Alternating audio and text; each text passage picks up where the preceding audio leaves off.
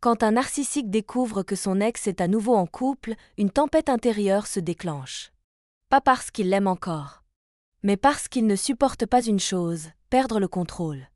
Pour lui, chaque relation est un territoire conquis. Et quand ce territoire lui échappe, son ego s'effondre. Ce type de personnalité a un besoin maladif de dominer les récits. Il doit être celui qui quitte, celui qu'on regrette, celui qui reste dans les pensées. Alors quand il voit son ex sourire, épanoui dans une nouvelle histoire, c'est une claque violente. Il ne voit pas une femme heureuse. Il voit un affront. Ce n'est pas la personne qu'il veut reprendre. C'est l'image qu'il veut réparer. Il ne supporte pas d'avoir été remplacé. Ça lui renvoie l'idée qu'il n'est pas si irremplaçable. Et ça, pour lui, c'est intolérable. Il ne perd pas une partenaire. Il perd son miroir. Et la guerre psychologique commence, souvent en silence, mais toujours avec un objectif, reprendre le pouvoir. Quand un narcissique apprend que son ex est en couple, sa réaction peut sembler imprévisible. Mais en réalité, elle suit l'un des deux schémas, le masque de l'indifférence ou l'explosion de jalousie. Parfois, il fait comme si ça ne l'atteignait pas. Il affiche une nouvelle conquête, sourit sur les réseaux sociaux, se montre détaché. Il veut prouver qu'il est passé à autre chose, avant vous. Mais ce n'est qu'un rôle. Car dans d'autres cas, c'est tout l'inverse. Il entre dans une spirale destructrice. Chaque photo de votre nouveau bonheur est vécue comme une humiliation. Il ne supporte pas que vous brillez sans lui. Il se sent trahi, même s'il vous a quitté. Et ce contraste, entre l'homme qui prétend ne rien ressentir et celui qui brûle de jalousie, est la première arme du narcissique. Vous déstabiliser. Créer le doute. Vous faire croire qu'il ne souffre pas, alors qu'il bouillonne. Une fois que le narcissique sent qu'il perd le contrôle, il déploie un arsenal de manœuvres pour saboter la nouvelle relation de son ex. Et le plus troublant ? Il agit toujours sous masque. Celui du protecteur, du lucide ou du partenaire inégalé. D'abord, il sème le doute.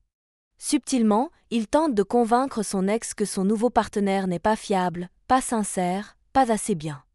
Il évoque des signes inquiétants, insinue des choses sans preuve. Tout est fait pour la faire douter. Ensuite, il attaque directement. Il fouille dans le passé du nouveau compagnon, déforme les faits, ment s'il le faut.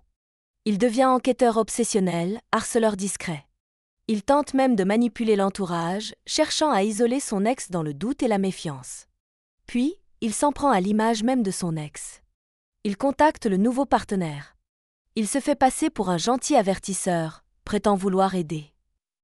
Il décrit son ex comme toxique, instable, dangereuse. Il veut détruire ce lien à sa racine. Et quand tout échoue, il revient déguisé en homme repenti, prêt à tout réparer. Mais derrière cette apparence, une seule obsession, briser ce qui a été reconstruit sans lui. Quand le narcissique sent qu'il ne peut plus contrôler son ex directement, il attaque son image. Il ne veut pas seulement qu'elle souffre. Il veut que les autres doutent d'elle. Il commence par des sous-entendus. Il parle d'elle vaguement, suggère qu'elle cache quelque chose.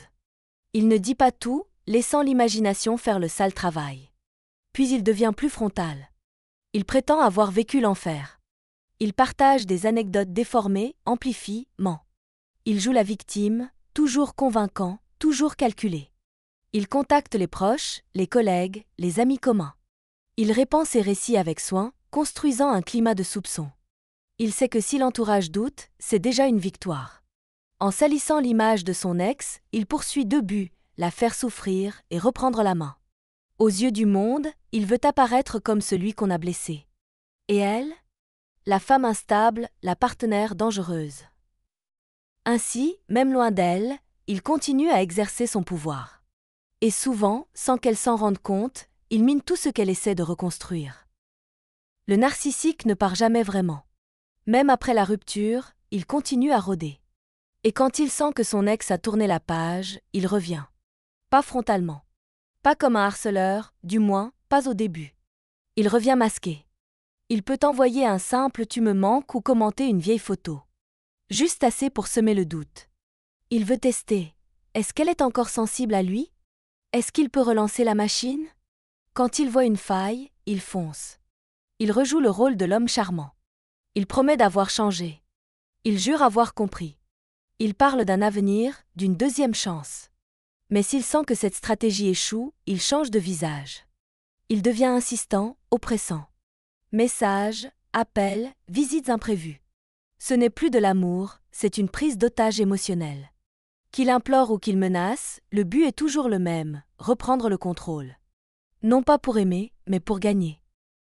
Quand un narcissique ne peut plus vous atteindre directement, il vise ce qui compte le plus, vos proches. Et s'il y a des enfants, ils deviennent ses instruments préférés. Il joue le rôle du père exemplaire en public. Mais en privé, il manipule, culpabilise, fait pression à travers les enfants. Il peut les utiliser comme messagers ou menacer la garde. Ce n'est plus une relation. C'est un champ de bataille. S'il n'y a pas d'enfant, il se tourne vers votre entourage. Il séduit vos parents, vos amis. Il se montre charmant, touchant, presque brisé. Il sème subtilement le doute. Son but est simple, vous isoler. Vous faire douter de ceux qui vous soutiennent. Car plus vous êtes seul, plus il peut vous manipuler. Et cette domination, pour lui, est bien plus importante que l'amour. Pour un narcissique, voir son ex épanoui dans une nouvelle relation est une humiliation insupportable. C'est un rappel violent de sa perte de pouvoir. Alors il passe à l'attaque.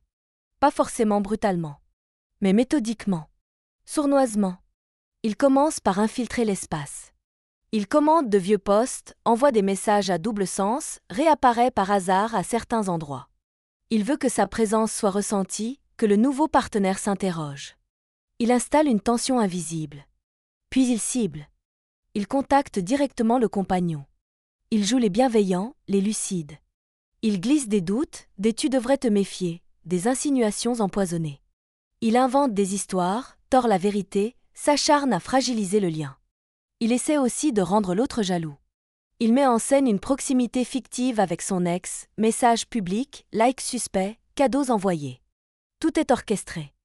Et quand il sent que la relation faiblit, il durcit. Il provoque, il menace, il suit. Il entre dans une spirale destructrice. Ce n'est pas l'amour qui le pousse. C'est l'obsession du contrôle. S'il ne peut plus avoir son ex, il fera tout pour que personne ne puisse l'avoir. Jusqu'à détruire ce qui la rend heureuse. Pour le narcissique, détruire la nouvelle relation de son ex n'est pas une fin en soi. Il veut qu'on le voie, qu'on l'admire, qu'on le craigne. Il veut briller au milieu des ruines qu'il a provoquées. Ce n'est pas l'amour qui le guide. C'est l'orgueil. Il veut prouver qu'il reste unique, irremplaçable. Que personne ne peut vous rendre heureuse, sauf lui. Et si vous revenez ? Ce n'est pas vous qu'il reprend. C'est son image. Il se sent supérieur, glorifié. Il a gagné. Mais ce retour n'est qu'une étape. Une fois sa fierté restaurée, il se désintéresse. Il vous a utilisé pour soigner son ego. Rien de plus. Ce qu'il cherchait, ce n'était pas un lien. C'était une validation. Une victoire symbolique. Et maintenant qu'il l'a, il repart.